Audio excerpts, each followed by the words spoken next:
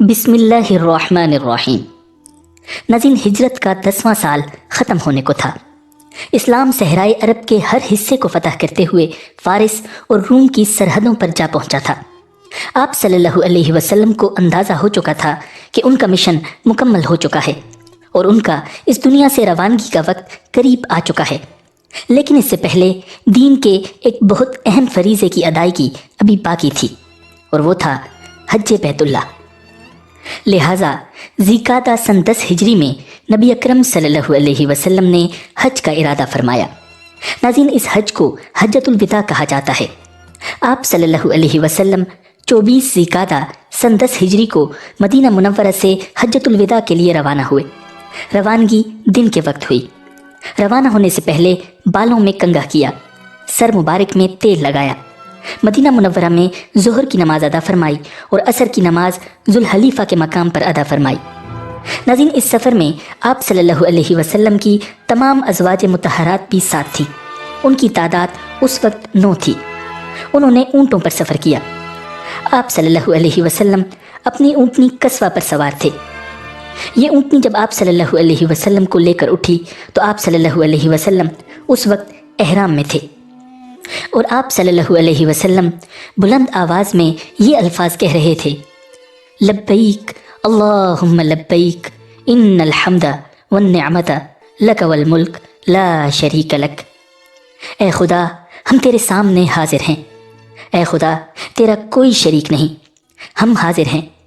तारीफ़ और नेमत सब तेरी ही है और सल्तनत में तेरा कोई शरीक नहीं।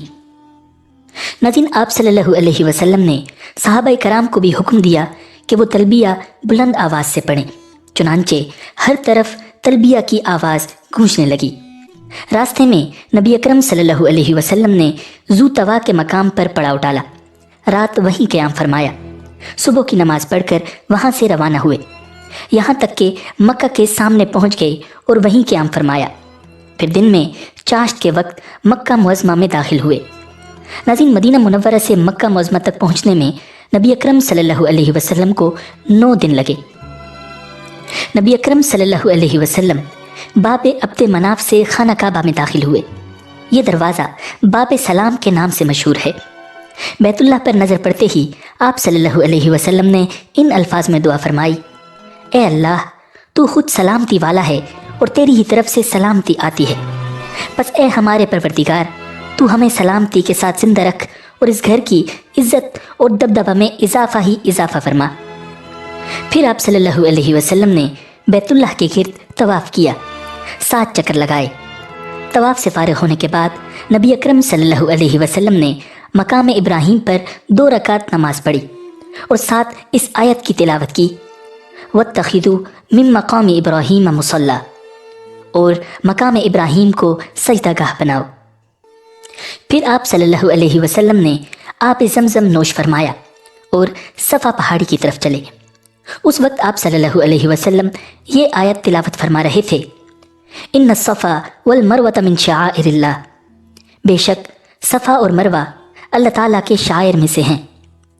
हुजूर सल्लल्लाहु अलैहि वसल्लम ने सफ़ा और मरवा के दरमियान 7 चक्कर लगाए। नाज़रीन, ये 2 पहाड़ियाँ हैं, इनके दरमियान चक्कर लगाने को सही करना कहते हैं। पहले 3 फेरों में आप सल्लल्लाहु अलैहि वसल्लम तेज़ तेज़ और बाकी 4 में आम रफ्तार से चले। जब सफ़ा पर चढ़ते और काबा की तरफ मुंह कर लेते तो उस वक्त अल्लाह की तौहीद यूँ बयान फरमाते, अल्लाह ताला के सिवा कोई माबूद नहीं, अल्लाह सबसे बड़ा है, अल्लाह ताला के सिवा कोई माबूद नहीं, वो तने तन्हा है, उसने अपना वादा पूरा कर दिया, अपने बंदों की मदद की और उसने तने तन्हा मुतहिदा लश्करों को शिकस्त दी। नाज़रीन, मरवा पर पहुंचकर भी हुजूर सल्लल्लाहु अलैहि वसल्लम ने अल्लाह की हम्द व सना बयान फरमाई। सफ़ा और मरवा के दरमियान सही के बाद आप सल्लल्लाहु अलैहि वसल्लम ने उन लोगों को एहराम खोलने का हुक्म फरमाया जिनके साथ कुर्बानी के जानवर नहीं थे। जिनके साथ कुर्बानी के जानवर थे उन्हें हुक्म फरमाया कि वो एहराम को बरकरार रखें। 8 ज़िलहज्जा को नबी अकरम सल्लल्लाहु अलैहि वसल्लम मिना के लिए रवाना हुए। मिना की तरफ रवानगी से पहले उन तमाम लोगों ने एहराम बांध लिए जो पहले एहराम खोल चुके थे। मिना में आप सल्लल्लाहु अलैहि वसल्लम ने ज़ोहर, असर, मगरिब और इशा की नमाज़ें अदा फरमाईं اور رات وہیں گزاری۔ ناظرین، وہ جمعہ کی رات تھی۔ صبح کی نماز بھی آپ صلی اللہ علیہ وسلم نے منا میں پڑھی۔ سورج طلوع ہونے کے بعد وہاں سے عرفات کی طرف روانہ ہوئے۔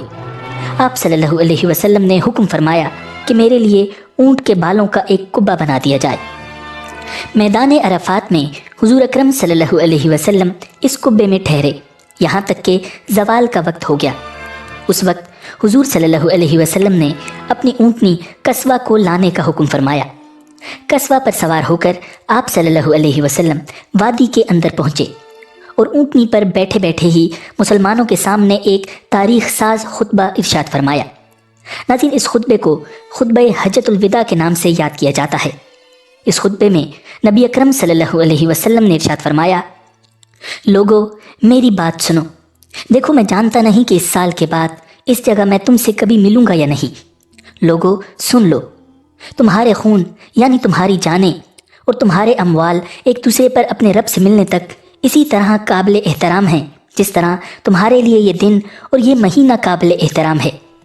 دیکھو تم عنقریب اپنے رب سے ملو گے، وہ تم سے تمہارے اعمال کے متعلق سوال کرے گا اور میں ہر عمل کے متعلق تمام احکام تمہیں پہنچا چکا ہوں۔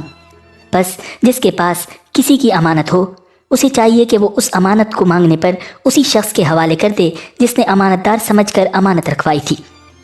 دیکھو ہر قسم کا سود جو کسی کا کسی کے ذمہ تھا ساقط کر دیا گیا ہے، البتہ تمہارا اصل مال تمہارے لیے حلال ہے، نہ تم زیادتی کرو گے اور نہ تمہارے ساتھ زیادتی کی جائے گی۔ اللہ تعالیٰ نے فیصلہ کر دیا ہے کہ اب کوئی سود جائز نہیں، اور عباس بن عبد المطلب کا سارا سود ساقط کر دیا گیا ہے۔ اسلام لانے سے پہلے زمانہ جاہلیت میں جو بھی قتل کا مقدمہ تھا وہ بھی ختم کر دیا گیا ہے، یعنی اب اس کا انتقام نہیں لیا جائے گا، اور سب سے پہلے جو قتل کا بدلہ میں ختم کرتا ہوں وہ ابن ربیعہ بن حارث بن عبد المطلب کا قتل ہے۔ بس یہ پہلا قتل ہے جس سے میں معافی کی ابتدا کر رہا ہوں۔ لوگو غور سے سنو، شیطان اس بات سے مایوس ہو چکا ہے کہ اب اس سرزمین میں کبھی اس کی عبادت کی جائے گی، لیکن اگر اس کی اطاعت کرو گے تو وہ تمہارے ان گناہوں سے جنہیں تم معمولی سمجھتے ہو راضی ہو جائے گا۔ اس لیے تم لوگ دین کے معاملے میں شیطان سے بچتے اور ڈرتے رہو۔ لوگو غور سے سنو، تمہاری عورتوں پر تمہارا حق ہے اور تم پر ان عورتوں کا حق ہے۔ عورتوں کے ساتھ حسن سلوک اور بھلائی کرتے رہو، کیونکہ وہ تمہارے پاس قیدیوں کی طرح ہیں، تم نے انہیں اللہ کی امانت کے طور پر حاصل کیا ہے۔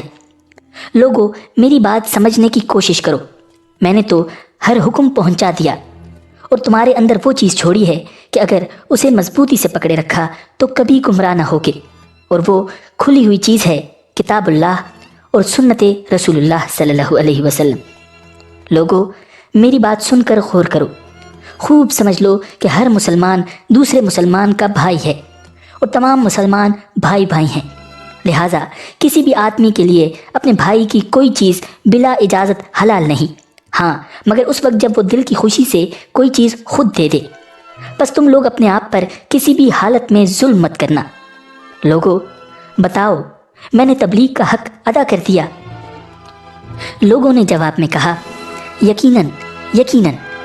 اس پر آپ صلی اللہ علیہ وسلم نے آسمان کی طرف رخ کیا اور شہادت کی انگلی اٹھا کر فرمایا اللہم اشہد اللہم اشہد اللہم اشہد، اے اللہ آپ گواہ رہیے گا، اے اللہ آپ گواہ رہیے گا، اے اللہ آپ گواہ رہیے گا۔ اسی دوران قرآن کریم کی یہ آیہ مبارکہ نازل ہوئی، الیوم اکملت لکم دینکم واتممت علیکم نعمتی ورضیت لکم الاسلام دینا۔ آج میں نے تمہارے لیے دین کو مکمل کر دیا اور اپنی نعمت تمام کر دی اور تمہارے لیے مذہب اسلام کو انتخاب کر لیا۔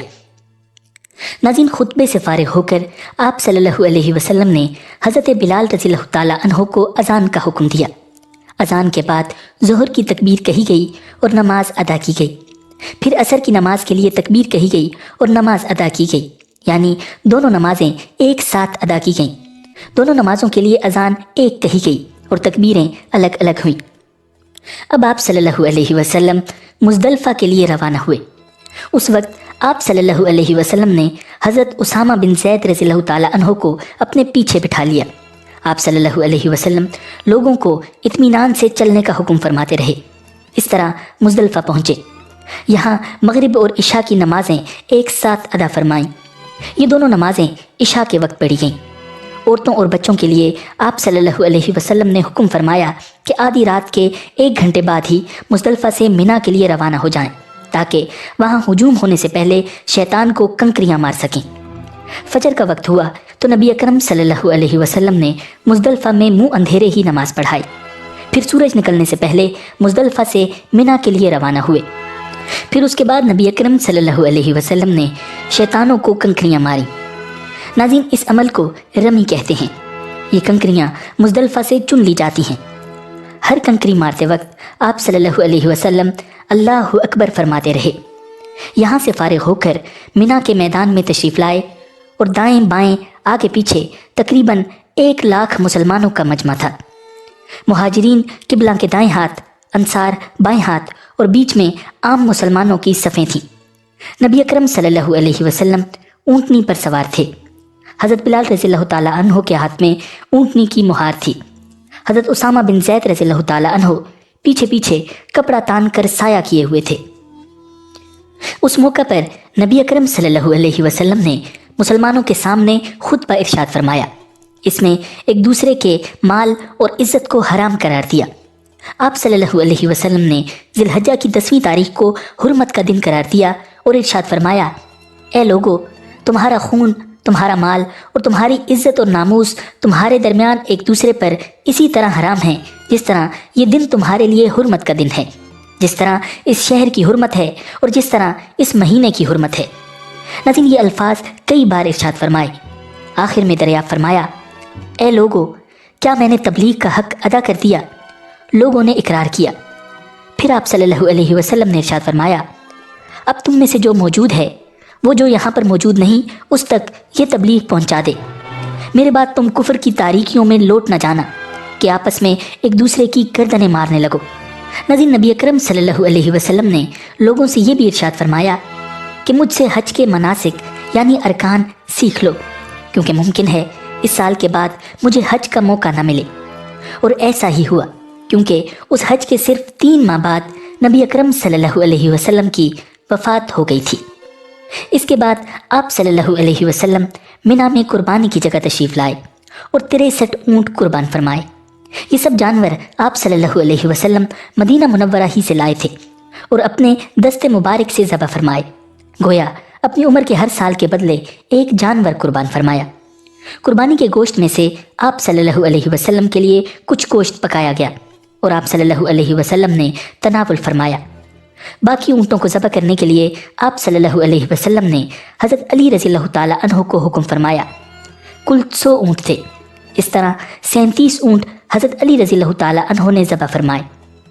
حضور اکرم صلی اللہ علیہ وسلم نے ان جانوروں کا گوشت اور دوسری چیزیں لوگوں میں تقسیم کرنے کا حکم فرمایا۔ قربانی سے فارغ ہونے کے بعد آپ صلی اللہ علیہ وسلم نے سر منڈوایا۔ سر مبارک کے بال صحابہ کرام میں تقسیم کیے گئے۔ اس وقت نبی اکرم صلی اللہ علیہ وسلم نے دعا فرمائی، اے اللہ، سر منڈوانے والوں کی مغفرت فرما۔ سر منڈوانے کے بعد نبی اکرم صلی اللہ علیہ وسلم کو حضرت عائشہ صدیقہ رضی اللہ تعالیٰ عنہا نے خوشبو لگائی۔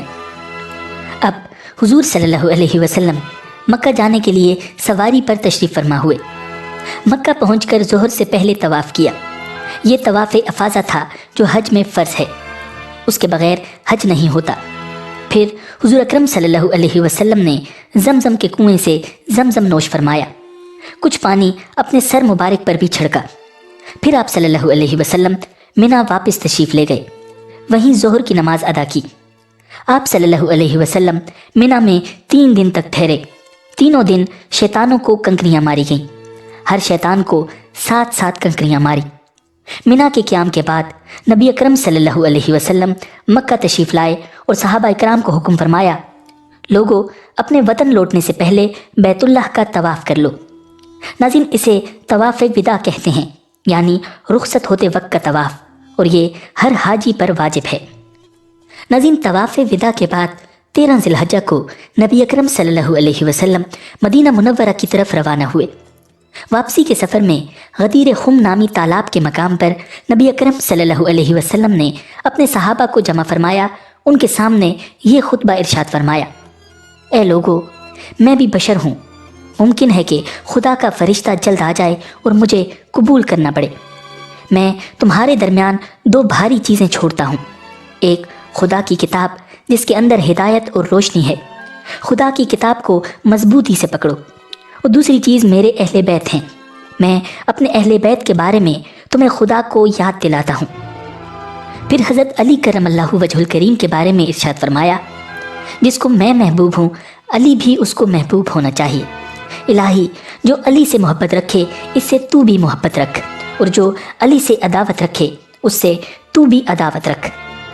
ناظرین، اس سفر سے واپسی پر نبی اکرم صلی اللہ علیہ وسلم نے راستے میں ذوالحلیفہ کے مقام پر رات بسر فرمائی اور پھر صبح کے وقت مدینہ منورہ میں داخل ہوئے۔ ناظرین، سن 11 ہجری میں پیر کے دن، جبکہ ماہ سفر کی آخری تاریخیں تھیں، نبی اکرم صلی اللہ علیہ وسلم نے رومیوں کی عظیم سلطنت کے خلاف تیاری کا حکم فرمایا۔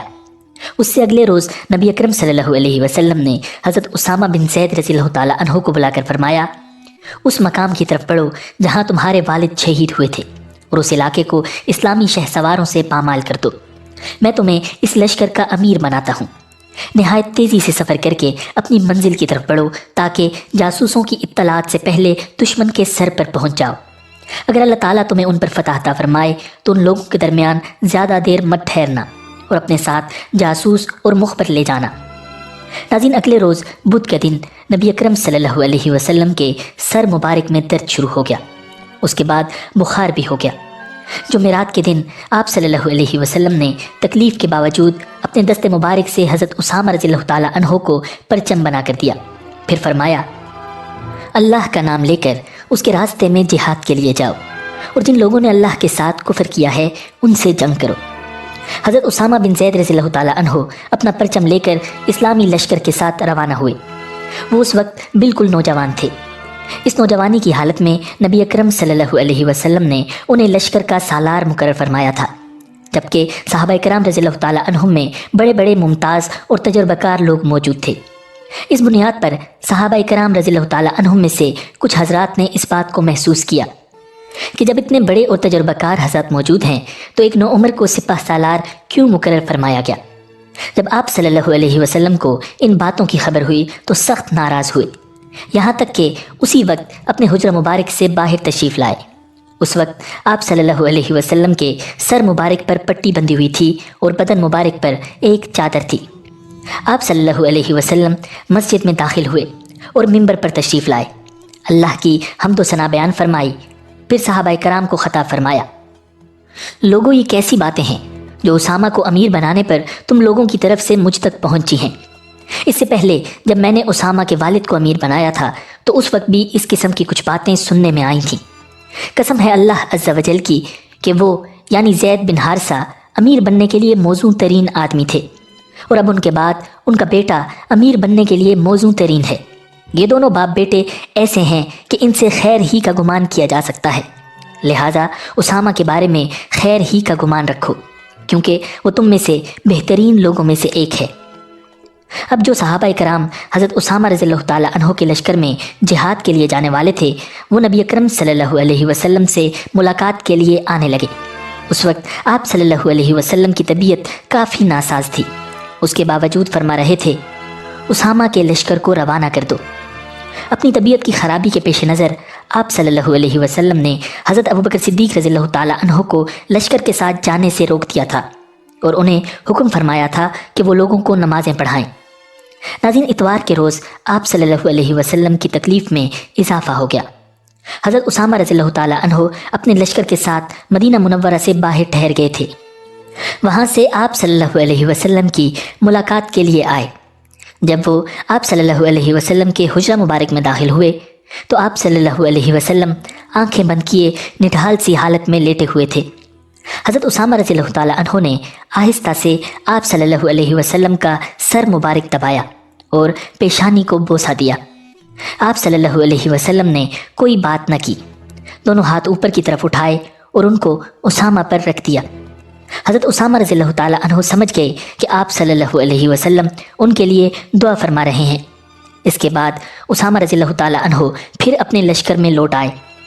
اسلامی لشکر روانہ ہونے کی تیاری کر رہا تھا کہ مدینہ منورہ سے پیغام ملا کہ نبی اکرم صلی اللہ علیہ وسلم کی طبیعت ناساز ہو گئی ہے، آپ نہ جائیں۔ اس طرح یہ لشکر روانہ نہ ہو سکا۔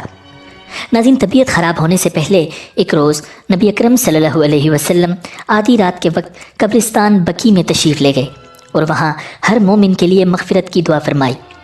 قبرستان سے واپس لوٹے تو سر مبارک میں شدید درد شروع ہو گیا۔ حضور صلی اللہ علیہ وسلم نے سیدہ عائشہ صدیقہ رضی اللہ تعالی عنہا کو سر درد کے بارے میں بتایا۔ انہوں نے سر دبانا شروع کیا۔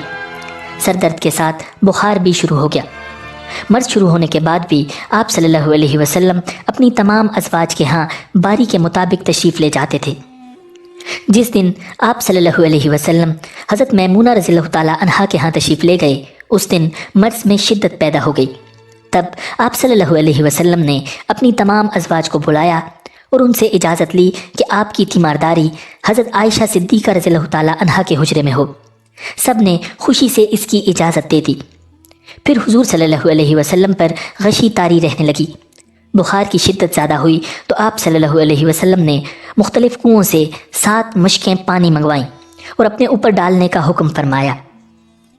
نبی اکرم صلی اللہ علیہ وسلم پر ان 7 مشکوں کا پانی ڈالنا شروع کیا گیا، یہاں تک کہ آپ صلی اللہ علیہ وسلم نے خود ہی فرمایا، بس کافی ہے۔ ناظرین، زندگی کے ان آخری ایام میں آپ صلی اللہ علیہ وسلم فرمایا کرتے تھے، اے عائشہ، مجھے خیبر میں جو زہر دیا گیا تھا اس کی تکلیف میں اب محسوس کرتا ہوں۔ اس کا مطلب ہے کہ آخری دنوں میں اس زہر کا اثر دوبارہ ظاہر ہو گیا تھا۔ پانی اپنے اوپر ڈلوانے کے بعد آپ صلی اللہ علیہ وسلم حجرہ مبارک سے باہر نکلے۔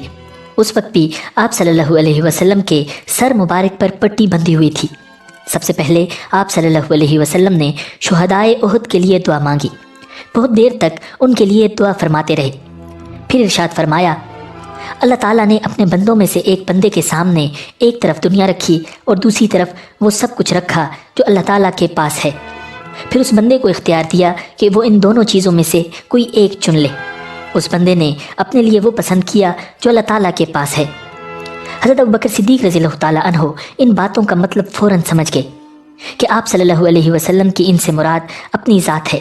چنانچہ رونے لگے اور عرض کیا، اے اللہ کے رسول، ہم اپنی جانیں اور اپنی اولادیں آپ پر قربان کر دیں گے۔ آپ صلی اللہ علیہ وسلم نے انہیں روتے ہوئے دیکھ کر فرمایا، ابو بکر، خود کو سنبھالو۔ پھر لوگوں سے مخاطب ہو کر ارشاد فرمایا، لوگوں، ساتھ دینے کے اعتبار سے اور اپنی دولت خرچ کرنے کے اعتبار سے جس شخص کا مجھ پر سب سے زیادہ احسان ہے وہ ابو بکر ہیں۔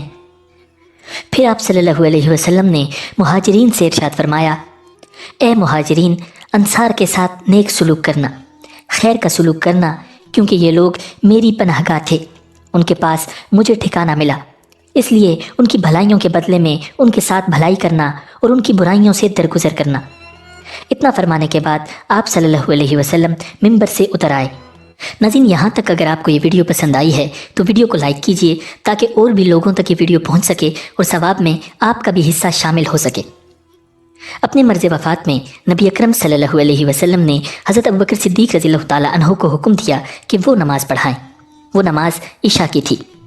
واقعہ کچھ یوں ہے کہ جب حضرت بلال رضی اللہ تعالی عنہ نے اذان دی تو آپ صلی اللہ علیہ وسلم نے ارشاد فرمایا، میرے لیے برتن میں پانی لاؤ۔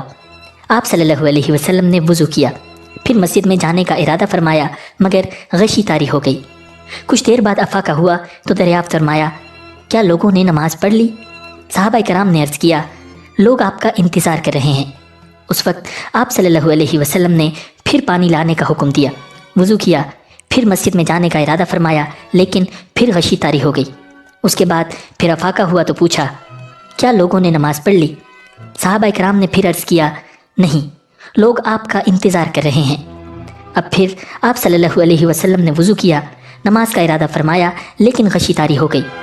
افاقہ ہونے پر آپ صلی اللہ علیہ وسلم نے پھر یہی پوچھا اور آپ صلی اللہ علیہ وسلم کو یہی بتایا گیا۔ تب آپ صلی اللہ علیہ وسلم نے حضرت ابوبکر صدیق رضی اللہ تعالی عنہ کو حکم بھیجا کہ وہ مسلمانوں کو نماز پڑھائیں۔ حضرت ابوبکر صدیق رضی اللہ تعالی عنہ کو جب یہ حکم ملا تو انہوں نے حضرت عمر فاروق رضی اللہ تعالی عنہ سے فرمایا، اے عمر، تم نماز پڑھا دو۔ اس پر حضرت عمر رضی اللہ تعالی عنہ نے عرض کیا، آپ اس کے زیادہ حقدار ہیں، آخر حضرت ابوبکر صدیق رضی اللہ تعالیٰ عنہ نے نماز پڑھائی۔ اس کے بعد آپ صلی اللہ علیہ وسلم کی وفات تک حضرت ابوبکر صدیق رضی اللہ تعالیٰ عنہ ہی نمازیں پڑھاتے رہے۔ آپ صلی اللہ علیہ وسلم کی زندگی مبارک میں اس طرح حضرت ابوبکر صدیق رضی اللہ تعالیٰ عنہ نے 17 نمازیں پڑھائیں۔ اس دوران صبح کی ایک نماز میں آپ صلی اللہ علیہ وسلم ان کی امامت میں دوسری رکعت میں شریک ہوئے اور اپنی پہلی رکعت بعد میں ادا فرمائی۔ اس نماز کے لیے آپ صلی اللہ علیہ وسلم 2 آدمیوں کا سہارا لے کر مسجد تک آئے تھے۔ ان 2 میں سے ایک حضرت عباس رضی اللہ تعالیٰ عنہ تھے۔ حضرت ابوبکر صدیق رضی اللہ تعالیٰ عنہ اس وقت نماز پڑھا رہے تھے۔ انہوں نے آپ صلی اللہ علیہ وسلم کو تشریف لاتے دیکھا تو فوراً پیچھے ہٹنے لگے تاکہ آپ صلی اللہ علیہ وسلم امامت فرمائیں، مگر آپ صلی اللہ علیہ وسلم نے انہیں اشارہ سے فرمایا کہ پیچھے نہ ہٹیں۔ پھر آپ صلی اللہ علیہ وسلم نے اپنے دونوں ساتھیوں کو حکم دیا تو انہوں نے آپ صلی اللہ علیہ وسلم کو حضرت ابوبکر صدیق رضی اللہ تعالیٰ عنہ کے بائیں جانب بٹھا دیا۔ اس طرح حضرت ابوبکر صدیق رضی اللہ تعالیٰ عنہ نے کھڑے ہو کر نماز ادا کی۔ ان کے پیچھے باقی تمام صحابہ نے بھی کھڑے رہ کر نماز ادا کی اور آپ صلی اللہ علیہ وسلم نے بیٹھ کر نماز پوری فرمائی۔ امام ترمذی رحمہ اللہ نے لکھا ہے کہ آپ صلی اللہ علیہ وسلم نے حضرت ابوبکر صدیق رضی اللہ تعالیٰ عنہ کے پیچھے 3 مرتبہ نماز پڑھی۔ ناظرین، اس بارے میں یہ روایت بھی ہے کہ پہلی مرتبہ حضرت عمر رضی اللہ تعالیٰ عنہ امامت کرنے لگے تھے۔ آپ صلی اللہ علیہ وسلم نے جب ان کی آواز سنی تو ارشاد فرمایا، نہیں، ابوبکر ہی نماز پڑھائیں۔ آپ صلی اللہ علیہ وسلم کا یہ ارشاد سن کر حضرت عمر رضی اللہ تعالیٰ عنہ پیچھے ہٹائے تھے اور حضرت ابوبکر صدیق رضی اللہ تعالیٰ عنہ نے آگے بڑھ کر نماز پڑھائی تھی۔ پھر آخری روز آپ صلی اللہ علیہ وسلم نے سر مبارک پردے کے باہر سے نکال کر مسجد میں دیکھا، لوگ حضرت ابوبکر صدیق رضی اللہ تعالیٰ عنہ کے پیچھے نماز ادا کر رہے تھے۔ یہ دیکھ کر آپ صلی اللہ علیہ وسلم مسکرا دیے۔ یہ دن پیر کا دن تھا، وہی دن جس میں آپ صلی اللہ علیہ وسلم نے وفات پائی۔ مسکرا کر صحابہ کرام کو دیکھنے کے بعد آپ صلی اللہ علیہ وسلم نے پردہ گرا دیا۔ اس وقت لوگوں نے محسوس کیا کہ حضور صلی اللہ علیہ وسلم کی طبیعت اب پہلے سے بہت بہتر ہے اور یہ کہ آپ صلی اللہ علیہ وسلم کی تکلیف میں کمی ہو گئی ہے۔ سو آپ کے آس پاس موجود صحابہ اپنے گھروں کو چلے گئے۔ حضرت ابوبکر صدیق رضی اللہ تعالیٰ عنہ بھی مدینہ منورہ کے قریب مسک نامی دیہات چلے گئے، جہاں ان کی دوسری زوجہ محترمہ کا گھر تھا۔ یہ جگہ مدینہ منورہ سے 1 یا 1.5 میل کے فاصلے پر تھی۔ جانے سے پہلے حضرت ابوبکر صدیق رضی اللہ تعالیٰ عنہ نے آپ صلی اللہ علیہ وسلم سے اجازت لی تھی، اور اس کی وجہ یہ تھی کہ اس روز صبح آپ صلی اللہ علیہ وسلم کے رخ انور پر بہت بشاشت تھی، چہرہ انور چمک رہا تھا، لہٰذا لوگوں نے خیال کیا تھا کہ آپ صلی اللہ علیہ وسلم کی حالت سنبھل گئی ہے۔ لیکن دوپہر کے قریب آپ صلی اللہ علیہ وسلم کا بخار تیز ہو گیا۔ یہ خبر سنتے ہی تمام ازواج مطہرات پھر آپ صلی اللہ علیہ وسلم کے پاس آ گئیں۔ آپ صلی اللہ علیہ وسلم پر اس وقت بار بار غشی طاری ہو رہی تھی۔ ہوش میں آتے تو فرماتے، میں اپنے رفیق اعلیٰ کی بارگاہ میں حاضر ہونا چاہتا ہوں۔ حضرت عائشہ صدیقہ رضی اللہ تعالیٰ عنہا نے رسول اللہ صلی اللہ علیہ وسلم کا سر مبارک گود میں رکھ کر آپ کو سہارا دیا ہوا تھا۔ آس پاس اس وقت صرف اہل خانہ ہی تھے۔ اس دوران پیغمبر آخر الزماں صلی اللہ علیہ وسلم کی زبان مبارک سے نکلا، اولئک الذین انعم اللہ علیہم من النبیین والصدیقین والشہداء والصالحین، ان لوگوں کے ساتھ جن پر اللہ تعالیٰ نے انعام فرمایا، انبیاء، صدیقین، شہداء، صالحین۔ حضرت عائشہ صدیقہ رضی اللہ تعالیٰ عنہا نے جب یہ سنا تو سمجھ گئیں کہ آپ صلی اللہ علیہ وسلم سے دنیا میں رہنے یا آخرت کا سفر اختیار کرنے کی بابت پوچھا جا رہا ہے، اور آپ صلی اللہ علیہ وسلم نے رحلت کو پسند کر لیا ہے۔ ناظرین، اب جان کنی کے آثار ظاہر ہونے لگے۔ آخری لمحات میں رسول اللہ صلی اللہ علیہ وسلم آہستہ آہستہ یہ فرما رہے تھے، الصلاۃ وما ملکت ایمانکم، نماز کا اہتمام کرنا، ماتحتوں اور کمزوروں کا خیال رکھنا۔ آپ صلی اللہ علیہ وسلم یہ الفاظ دہراتے رہے، یہاں تک کہ آواز پست ہوتی چلی گئی، صرف ہونٹ ہلتے دکھائی دیتے رہے۔ حضرت عائشہ صدیقہ رضی اللہ تعالیٰ عنہا سورۃ الفلق اور سورہ ناس پڑھ کر آپ صلی اللہ علیہ وسلم پر دم کرنے لگی۔ اس دوران حضور نبی اکرم صلی اللہ علیہ وسلم نے آسمان کی طرف دیکھا اور فرمایا، پھر رفیق الاعلیٰ، پھر رفیق الاعلیٰ، सबसे आलीशान रफ़ीक के पास, सबसे आलीशान रफ़ीक के पास। इतने में हज़रत आयशा सिद्दीक़ा रज़ियल्लाहु ताला अन्हा के भाई हज़रत अब्दुर्रहमान रज़ियल्लाहु ताला अन्हो पीलों की ताज़ा शाख हाथ में लिए अंदर दाखिल हुए। नबी अकरम सल्लल्लाहु अलैहि वसल्लम की निगाह उधर जम गई। हज़रत आयशा सिद्दीक़ा रज़ियल्लाहु ताला अन्हा हुज़ूर सल्लल्लाहु अलैहि वसल्लम का मतलब समझ गईं। भाई से शाख लेकर उसे साफ़ और नरम किया और मिसवाक तैयार करके आप सल्लल्लाहु अलैहि वसल्लम को पेश की। आप सल्लल्लाहु अलैहि वसल्लम ने अपने मामूल के मुताबिक अच्छी तरह मिसवाक फरमाई, मगर जब वापस फरमाने लगे तो मिसवाक आपके हाथ से गिर गई। रसूलुल्लाह सल्लल्लाहु अलैहि वसल्लम हज़रत आयशा सिद्दीक़ा रज़ियल्लाहु ताला अन्हा का सहारा लेकर नीम दराज थे। आपके सामने पानी का प्याला रखा था। आप लेटे लेटे बार बार उसमें हाथ भिगोकर चेहरे अनवर पर फेरते और फरमाते, ला इलाहा इल्लल्लाह इन्ना लिल मौति सकरात अल्लाहुम्मा आइन्नी अला सकरातिल मौत। अल्लाह के सिवा कोई माबूद नहीं, बेशक मौत की सख्ती पर हक है। ए अल्लाह, मौत की सख्ती में मेरी मदद फरमा। अपने वालिद माजिद की तकलीफ देखकर हज़रत फातिमा ज़हरा रज़ियल्लाहु ताला अन्हा बेसाख्ता सिसक उठी। हाय मेरे अब्बा की तकलीफ। रहमत आलम सल्लल्लाहु अलैहि वसल्लम ने लाडली बेटी की तरफ देखा और आहिस्ता से फरमाया, बेटी आज के बाद तेरे अब्बा को कोई तकलीफ नहीं होगी। नाज़िन मर्ज़ के दौरान आप सल्लल्लाहु अलैहि वसल्लम ने 40 ग़ुलाम आज़ाद फरमाए। घर में उस वक्त 6 या 7 दीनार थे। हुज़ूर सल्लल्लाहु अलैहि वसल्लम ने सैयदा आयशा सिद्दीक़ा रज़ियल्लाहु ताला अन्हा को हुक्म दिया कि इन दीनारों को सदका कर दें। साथ ही इरशाद फरमाया, मोहम्मद अपने रब के पास क्या गुमान लेकर जाएगा कि अल्लाह ताला से मुलाकात हो और ये माल उसके पास हो। सैयदा आयशा रज़ियल्लाहु ताला अन्हा ने उसी वक्त इन दीनारों को सदका कर दिया। आप सल्लल्लाहु अलैहि वसल्लम को अपनी साहिबजादी सैयदा फातिमा रज़ियल्लाहु ताला अन्हा से बेपनाह मोहब्बत थी। अलालत के दौरान आप सल्लल्लाहु अलैहि वसल्लम ने उन्हें भुला भेजा। वो तशरीफ़ लाईं तो उनके कान में कुछ बातें की। वो सुनकर रोने लगीं। फिर उनके कान में कुछ फरमाया तो वो हंस पड़ी।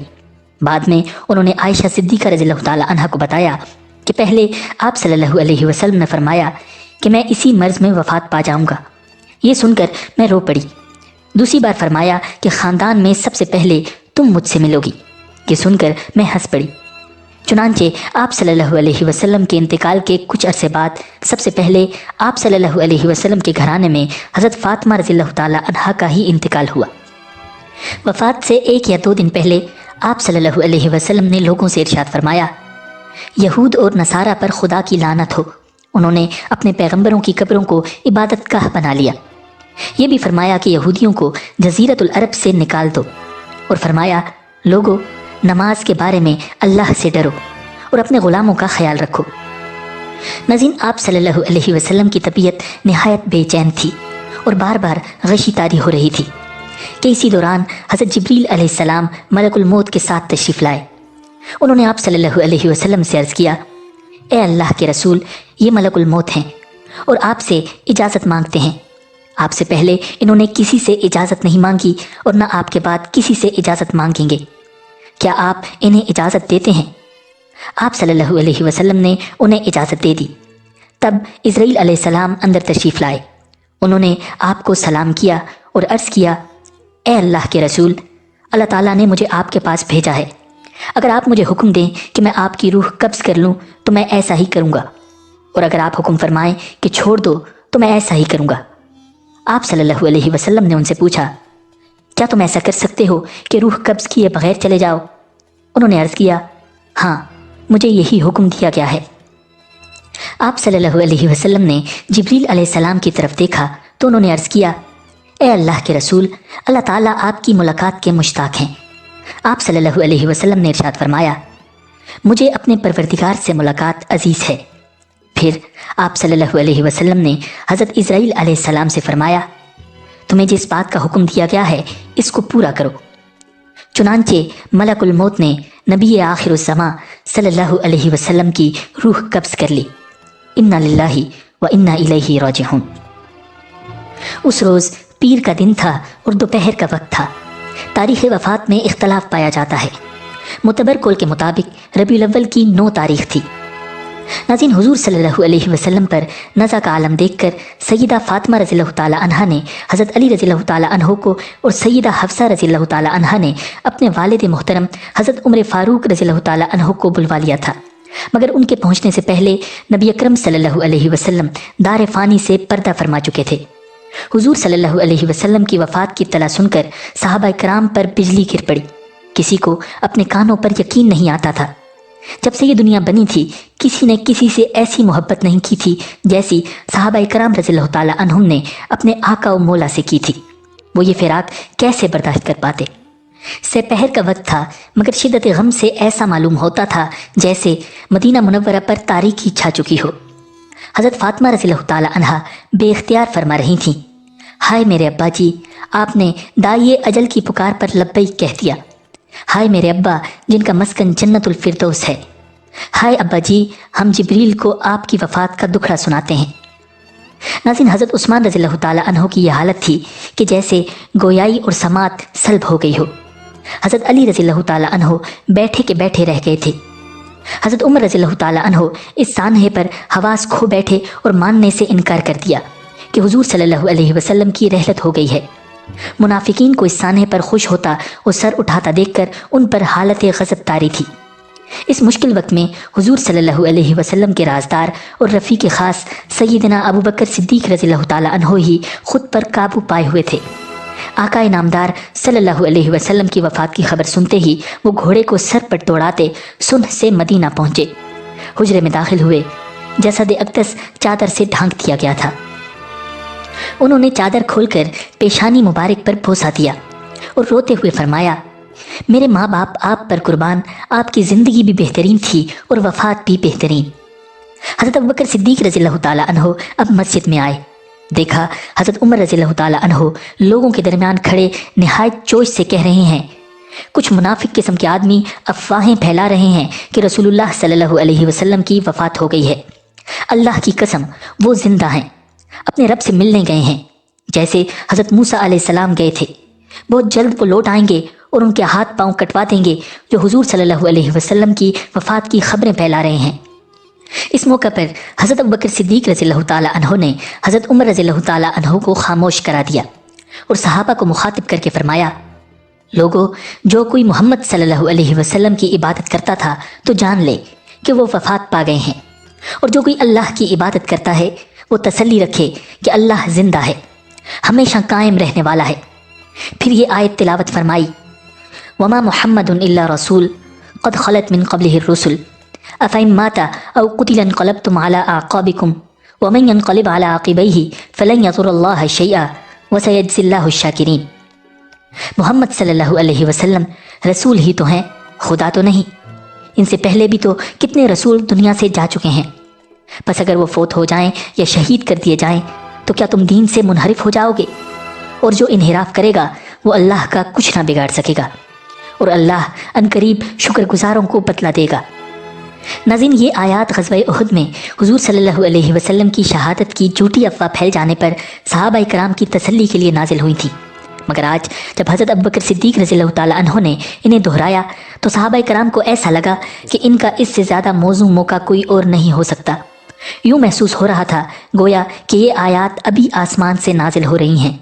हज़रत उमर रज़ियल्लाहु ताला अन्हो जूँ जूँ हज़रत अबू बकर सिद्दीक़ रज़ियल्लाहु ताला अन्हो का हकीकत पसंदाना ख़ताब सुनते गए, उनका जोश गम में तब्दील होता गया। हुजूर सल्लल्लाहु अलैहि वसल्लम की रहलत का यकीन होते ही उनके कदम साथ न दे सके, वो अपनी जगह पर गिर गए। नाज़रीन, इसके बाद आप सल्लल्लाहु अलैहि वसल्लम को गुस्ल दिया गया। गुस्ल हज़रत अली रज़ियल्लाहु ताला अन्हो, हज़रत अब्बास रज़ियल्लाहु ताला अन्हो और उनके बेटों ने दिया। हज़रत फ़ज़ल और हज़रत उसामा रज़ियल्लाहु ताला अन्हुमा गुस्ल देने वालों को पानी दे रहे थे। गुस्ल के वक्त आप सल्लल्लाहु अलैहि वसल्लम की कमीज़ नहीं उतारी गई। गुस्ल के बाद आप सल्लल्लाहु अलैहि वसल्लम को 3 सफ़ेद कपड़ों में कफन दिया गया। ऊद वगैरह की धुनी दी गई। इसके बाद आप सल्लल्लाहु अलैहि वसल्लम को चारपाई पर लिटाकर ढांप दिया गया। नमाज जनाजा की किसी ने इमामत नहीं की, सबने अलहदा नमाज पढ़ी। यानी जितने लोग हुजरा मुबारक में आ सकते थे बस उतनी तादाद में दाखिल होकर नमाज अदा करते और बाहर आ जाते। फिर दूसरे सहाबा अंदर जाकर नमाज अदा करते। नाज़रीन, इसी दौरान अंसारी हज़रात सकीफ़ा बनी सादा में जमा हो रहे थे। تاکہ خلافت کا فیصلہ کیا جا سکے۔ کسی نے اس بات کی خبر حضرت ابوبکر صدیق رضی اللہ تعالیٰ عنہ اور حضرت عمر فاروق رضی اللہ تعالیٰ عنہ کو دی۔ یہ دونوں حضرات فوراً وہاں پہنچے اور خلافت کے بارے میں ارشاد نبوی سنایا۔ خلافت کا مسئلہ طے ہو گیا اور لوگوں نے حضرت ابوبکر صدیق رضی اللہ تعالیٰ عنہ کے ہاتھ پر بیعت کر لی۔ اس کے بعد آپ صلی اللہ علیہ وسلم کی تدفین کا مسئلہ پیدا ہوا۔ سوال یہ کیا گیا کہ آپ کو کہاں دفن کیا جائے۔ اس موقع پر بھی حضرت ابوبکر صدیق رضی اللہ تعالیٰ عنہ آگے آئے اور فرمایا، نبی اکرم صلی اللہ علیہ وسلم کو وہیں دفن کیا جائے گا جہاں وفات ہوئی ہے۔ میرے پاس ایک حدیث ہے، میں نے آپ صلی اللہ علیہ وسلم کو فرماتے ہوئے سنا کہ نبی کی روح اسی جگہ قبض کی جاتی ہے جو اس کے نزدیک سب سے زیادہ محبوب جگہ ہوتی ہے۔ چنانچہ یہ بات طے ہو گئی کہ آپ صلی اللہ علیہ وسلم کو حضرت عائشہ صدیقہ رضی اللہ تعالیٰ عنہا کے حجرے میں دفن کیا جائے گا۔ اس کے بعد حضرت ابو طلحہ رضی اللہ تعالیٰ عنہ نے نبی اکرم صلی اللہ علیہ وسلم کی قبر مبارک تیار کی اور حضرت عباس، حضرت علی، حضرت فضل اور حضرت شکران رضی اللہ تعالیٰ عنہم نے آپ صلی اللہ علیہ وسلم کو قبر مبارک میں اتارا۔ ناظرین، آپ صلی اللہ علیہ وسلم کی تدفین منگل اور بدھ کی درمیانی رات میں ہوئی۔ حضرت ام سلمہ رضی اللہ تعالیٰ عنہا سے روایت ہے کہ اس روز ہم سب ازواج ایک جگہ جمع ہو کر رو رہی تھیں، ہم میں سے کوئی سو نہ سکا۔ پھر حضرت بلال رضی اللہ تعالیٰ عنہ نے فجر کی اذان دی۔ اذان میں آپ صلی اللہ علیہ وسلم کا نام مبارک آیا تو سارا مدینہ رونے لگا۔ لوگ اس قدر روئے کہ ہچکیاں بند گئیں۔ اس سے بڑا صدمہ ان پر کبھی نہیں گزرا تھا اور نہ آئندہ کبھی کسی پر گزرے گا۔ حضرت فاطمہ رضی اللہ تعالیٰ عنہا نے حضرت علی رضی اللہ تعالیٰ عنہ سے فرمایا، تمہارے دلوں نے کیسے برداشت کر لیا کہ تم رسول اللہ صلی اللہ علیہ وسلم پر مٹی ڈالو؟ اس پر حضرت علی رضی اللہ تعالیٰ عنہ نے فرمایا، ہاں، لیکن اللہ تعالیٰ کے حکموں کو پھیرنے والا کوئی نہیں۔ ناظرین، ویڈیو کو مکمل دیکھنے کا بہت شکریہ۔ اگر آپ کو یہ کاوش پسند آئی ہے تو ویڈیو کو لائک اور شیئر کیجیے اور چینل کو سبسکرائب کیجیے۔ ملتے ہیں بہت جلد ایک نئی ویڈیو کے ساتھ۔ اللہ نگہبان۔